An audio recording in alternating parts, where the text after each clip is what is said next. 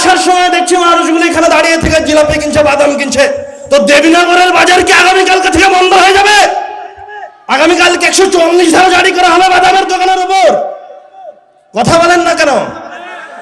তো আজকেই কেন আপনাকে জিলাপি কেনার প্রয়োজন হলো, বাজারে দাঁড়ানোর প্রয়োজন হলো? আজকেই কেন আপনাকে বাজার বাজার রাস্তা রাস্তা ঘুরতে হচ্ছে? আপনাকে উদ্দেশ্য করে বলছি, যতদূর আমার মাইকের আওয়াজ যায়, যারা রাস্তায় দাঁড়িয়ে আছেন, যারা বাজার বাজার ঘুরছেন, আপনাদের সাথে শয়তান আছে।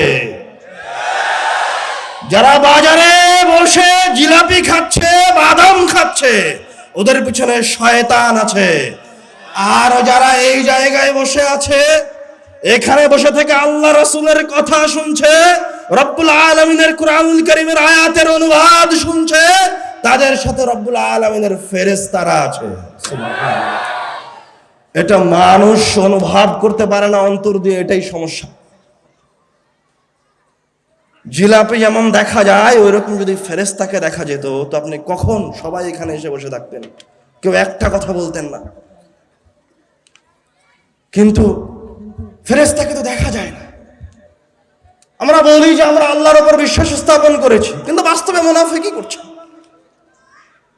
বাস্তবে আপনি আল্লাহর উপর বিশ্বাস স্থাপন করেননি।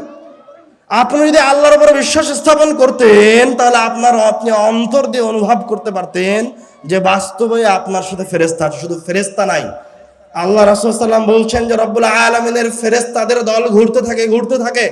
যখন আপনাদের মতো কিছু মানুষকে আল্লাহর রাসূল রব্বুল আলামিন এর কথা শ্রবণ অবস্থায় পান, রব্বুল আলামিনের জিকির অবস্থায় পান, তখন আপনাদেরকে নিয়ে গিয়ে রব্বুল আলামিনের সামনে পেশ করেন ফেরেশতারা। সুবহানাল্লাহ। এটা অন্তর দিয়ে অনুভব করার বিষয়। এখন আপনি কি মনে করছেন যে খালি যারা বাজারে আছে ওদের পিছনে শয়তান লেগে আছে, যারা এখানে বসে আছে ওদের পিছনে শয়তান নাই? এখানে শয়তান আছে। শয়তান আপনাদের পিছনে লেগে আছে যে আপনাকে একটা জিনিস থেকে অমনোযোগী করে দিবে।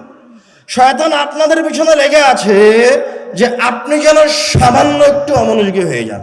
শয়তান শুধু আপনার পিছনে লেগে নাই, শয়তান আমার পিছনে লেগে আছে যে এখন নসিহত করছে ও একটা ভুল করুক। শয়তানকে চিনতে ভুল করেছেন, শয়তানকে চিনতে পারেননি। শয়তান আপনার কল্পনার চেয়ে খারাপ। কি দিয়ে বুঝাই শয়তান কত খারাপ? আপনি বারবার মনে হয় আদম আর হাওয়া আলাইহিস সালাতু ওয়াস সালামের গল্প শুনেছেন যে আদম আলাইহিস সালাম ভুল করেছে। আমি আপনাকে বলছি আদম আলাইহিস সালাম ভুল করেননি। বারবার যখন হুজুর সাহেব আপনাকে আদম আর হাওয়ার কথা শুনিয়েছে, তখন আপনি মনে করেছেন, এই গল্পটাকে আপনি এইভাবে নিয়েছেন যে আমাদের পিতা আদম যখন ভুল করেছে তখন আমরাও ভুল করব। গল্পটা আপনি এই জন্য গ্রহণ করে ভুল করেছেন, গল্পটা এই জন্য নয়। আপনি কিভাবে মনে করেন যে একজন নবী যাকে আল্লাহ নিজে হাতে বানালেন সে ভুল করতে পারে?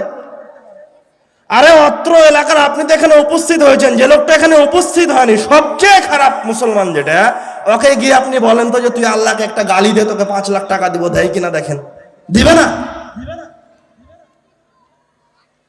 সবচেয়ে খারাপ লোকটাকে গিয়ে বলেন যে তুই আল্লাহ রাসূলকে একটা গালি দে, তো দিবে না। ও আল্লাহকে গালি দিবে না, আল্লাহ রাসূলকে গালি দিবে না। তা আপনি কিভাবে মনে করলেন যে আদম আলাইহিস সালাম রব্বুল আলামিনের নাফরমানি করলেন? আরে আদম আলাইহিস সালাতু ওয়াস সালামের এই ঘটনা আপনার জন্য সবচেয়ে বড় শিক্ষা। ভুল বুঝেছেন। আপনি দেখেন এই জায়গায়, এই গল্পে দেখেন যে শয়তান কতটা ভয়ঙ্কর, কতটা খারাপ, কতটা নিকৃষ্ট, আপনার কল্পনার বাহিরে। রব্বুল আলামিন এই ঘটনা সূরা বাকারায় বলেছেন, সূরা সাদে বলেছেন, সূরা কফে বলেছেন, কুরআনুল কারীমের অসংখ্য সূরায় অগণিতবার বলেছেন। আপনাকে সংক্ষিপ্ত আকারে বলছি। আদম আর হাওয়া তাদের সামনে এসে শয়তান বলছে, ইন্নী লাকুমা লামিনান নাসিহিন।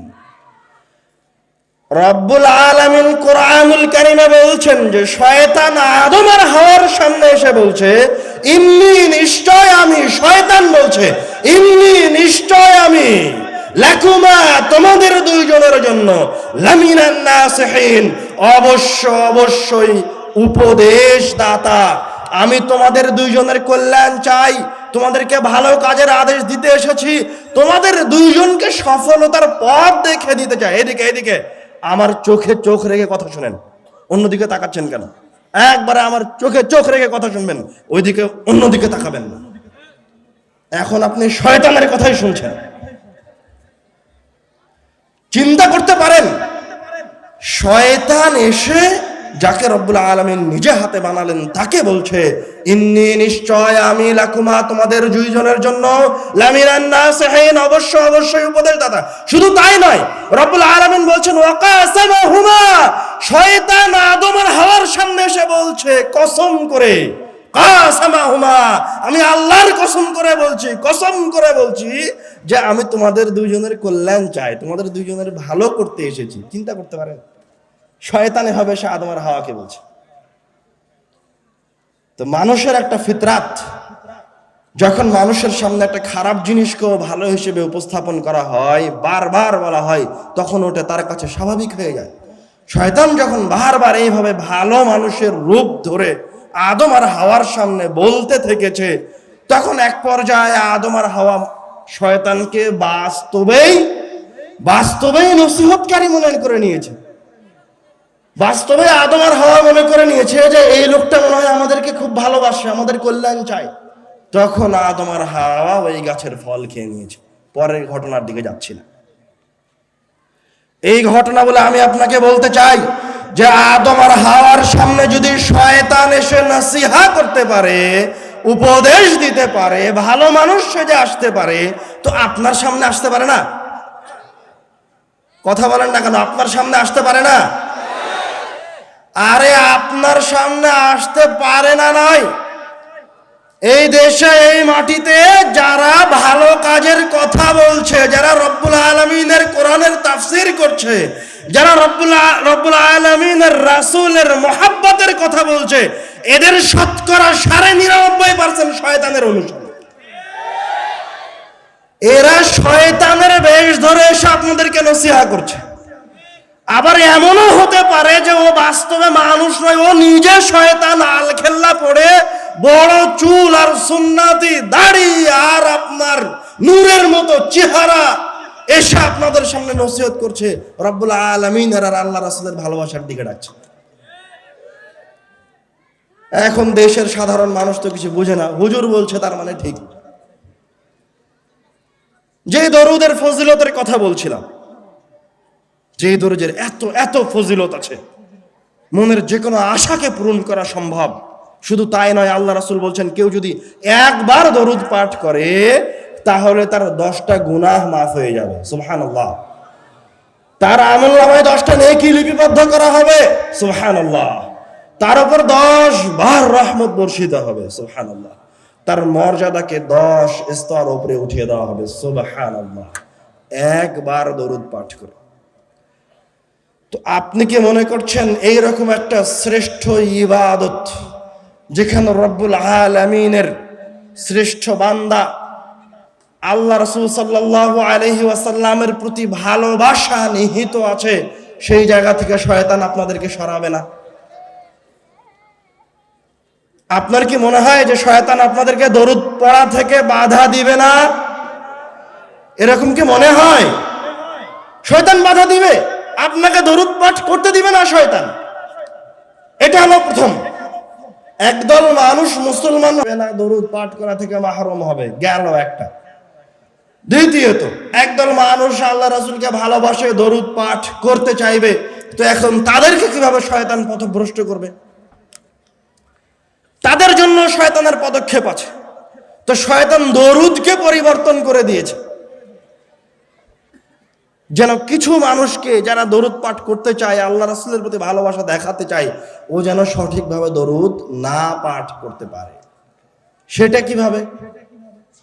আমাদের দেশের অধিকাংশ মানুষই দরুদ পাঠ করার সময় বলবে আল্লাহুম্মা সাল্লি আলা সাইয়্যিদিনা মাওলানা মুহাম্মদ। অথচ দরুদ কি? আল্লাহুম্মা সাল্লি আলা মুহাম্মদ ওয়া আলা আলি মুহাম্মদ। দরুদ ইব্রাহিমে মুখস্থ আছে আপনাদের? চেহারা দেখে কোনো রিয়াকশন বোঝা যায় না, কথা বুঝতে পারছেন না, আমি তো বুঝতে পারছি না। কথা কি বোঝা যায়? সর্বশ্রেষ্ঠ দরুদ কি? দরুদে ইব্রাহিমি। ভালো করে মনোযোগ দিয়ে শুনেন। এই দরুদে ইব্রাহিমি থেকেও শয়তান আপনাকে সরাতে চায়, আর যারা পড়তে চায় তাদেরকে ভুল করাতে চায়। এই জায়গায় একদল মানুষ বলছে আল্লাহুম্মা সাল্লি আলা সাইয়্যিদিনা মাওলানা মুহাম্মদ। সাইয়্যিদিনা মাওলানা এই দুইটা শব্দ খারাপ নয়। সাইয়্যিদিনা শব্দের অর্থ হচ্ছে আমাদের সর্দার। আরে আল্লাহ রাসূল তো পুরো জাহানের সর্দার, নবী রাসূলের সর্দার, উনি বাস্তবেই সর্দার। মাওলানা, সাইয়্যিদিনা মাওলানা, মাওলানা মানে হচ্ছে ওয়াকিল, অভিভাবক। তো আল্লাহ রাসূলকে আমরা অভিভাবকও ধরে নিচ্ছি, তার শাফাত ছাড়া কিয়ামতের দিন বিচার শুরু হবে না। শব্দ দুটো খারাপ নয়, শব্দ দুটোতে আল্লাহ রাসূলের প্রতি ভালোবাসা প্রকাশ পায়। তাহলে দরুদ ভুল হলো কিভাবে? আল্লাহ রাসূলকে অপমান হলো কিভাবে? আপনি তো সহিহ জয়ীফ বাছাই করতে জানেন না, আমরা তো ভুল, খারাপ, মন্দ মানে ইবাদত মানেই ভালো, ইবাদত মানেই ভালো, ইবাদতই তো করছি, অন্য কিছু তো করিনি। আমাদের কাছে তো জয়ীফ, জাল আর সহির মাঝে পার্থক্য করার সক্ষমতা নাই। আমরা তো মূর্খ মানুষ। অতটুকু অন্তত এতটুকু জেনে রাখেন, এতটুকু তো জিজ্ঞাসা করতে পারেন, এতটুকু তো বিবেকে নিয়ে আসতে পারেন যে এই দরুদে যদি সাইয়্যিদিনা মাওলানার সরিষা সমপরিমাণ প্রয়োজনীয়তা থাকতো, চুল সমপরিমাণ দরকার থাকতো, তাহলে সবার আগে সাইয়্যিদিনা মাওলানা এই শব্দ দুটো দরুদে পাঠ করতেন আমার রাসূল সাল্লাল্লাহু আলাইহি ওয়াসাল্লাম এবং তার সাহাবায়ে কেরামগণ। আর যদি আপনি বলেন যে এই শব্দ দুটো ভালো, আল্লাহুম্মা সাল্লি আলা মুহাম্মদ বাক্য শুনতে সরাসরি মুহাম্মদ সাল্লাল্লাহু আলাইহি ওয়াসাল্লামের নাম নিতে আমার কাছে কেমন কেমন লাগছে, বাক্যটা সুন্দর করার জন্য, আরো সাহিত্যিক মান উন্নয়ন করার জন্য সাইয়্যিদিনা মাওলানা বললে ভালো লাগে, তাহলে আমি আবারও বলছি শুনেন। দ্বিতীয় কথা, আপনার হুজুর বড় বিদ্বান হতে পারে, বড় আলেম হতে পারে, আল্লামাতুদ্দাহার হতে পারে, কিয়ামত পর্যন্ত যত বিদ্বান, যত বড় সাহিত্যিক আসুক না কেন, আল্লাহর রাসূল এবং তার সাহাবীদের চাইতে কিয়ামত পর্যন্ত বড় সাহিত্যিক কোনোদিন আসবে না। যদি ওই বাক্যে সাহিত্যের সৌন্দর্যতার কারণে সাইয়্যিদিনা মাওলানার সরিষা সমপরিমাণ প্রয়োজন থাকতো, তো সবার আগে আল্লাহ রাসূল এবং সাহাবায়ে কেরামগণ বলতেন। সুতরাং এই বাক্যের সরিষা সমপরিমাণ প্রয়োজন নাই। ও মিথ্যা কথা বলছে, ও শয়তানের অনুসারী হয়, জেনে শুনে শয়তানের অনুসরণ করছে, নয়তো তার অজান্তেই শয়তানের অনুসরণ করছে। কিন্তু শয়তান ভুল পথে রেখেছে, বাস্তবে আপনাদেরকে ভুল পথে রেখেছে। দুইটা পয়েন্ট গেল। 3 নাম্বার পয়েন্ট, আপনার হুজুর বড় জাকের হতে পারে, আপনার হুজুর রব্বুল আলামিনের শ্রেষ্ঠ বান্দা হতে পারে। আমি মেনে নিলাম আপনার হুজুর সাহেব কোনো সময় মসজিদ থেকেই বের হয় না, লম্বা তাসবিহ আছে, সারাদিন সুবহানাল্লাহ আলহামদুলিল্লাহ পড়ছে, অন্য কোনো কাজ করে না। মেনে নিলাম আপনার হুজুর সবচেয়ে বড় ইবাদত গুজার, কিন্তু কিয়ামত পর্যন্ত আল্লাহর রাসূলের চেয়ে বড় কোনো ইবাদত গুজার আসবে না, আসতে পারে না, অসম্ভব। সাহাবায়ে কেরামগণের চেয়ে বড় ইবাদত গুজার কিয়ামত পর্যন্ত আসতে পারে না, আসবে না। সুতরাং ওই জায়গায় কোনো ইবাদত গুজার হওয়ার জন্য যদি ওই শব্দদ্বয়ের প্রয়োজন থাকতো, তো সবার আগে কে বলতো? আবার একই উত্তর, আল্লাহর রাসূল এবং সাহাবায়ে কেরামগণ বলতেন। আপনি শুধু আমল করার সময় এতটুকু জিজ্ঞাসা করবেন, কাজটা কি আল্লাহ রাসূল করেছেন না করেন, দোয়াটা কি আল্লাহ রাসূলের না আল্লাহ রাসূলের নয়। মানে সব জায়গায় শয়তান ফাঁদ বেঁধে রেখেছে। মানে হুজুরের কথা বললাম এই জন্য আপনি খুব খুশি নাকি? মানে আপনার কোনো ভুল নাই? একটু আগে একজন এসে আব্দুল্লাহ ভাইকে বলছে যে একটু মক্তবের কথা বলবেন, বুঝলাম না মক্তবের কথা কেন বলা লাগবে, মক্তবের কথা কেন বলা লাগবে? অত্র এলাকায় কতগুলি প্রাইমারি আছে, কতগুলি কেজি স্কুল আছে, কতগুলি কলেজ আছে, আনুমানিক কতগুলি হতে পারে?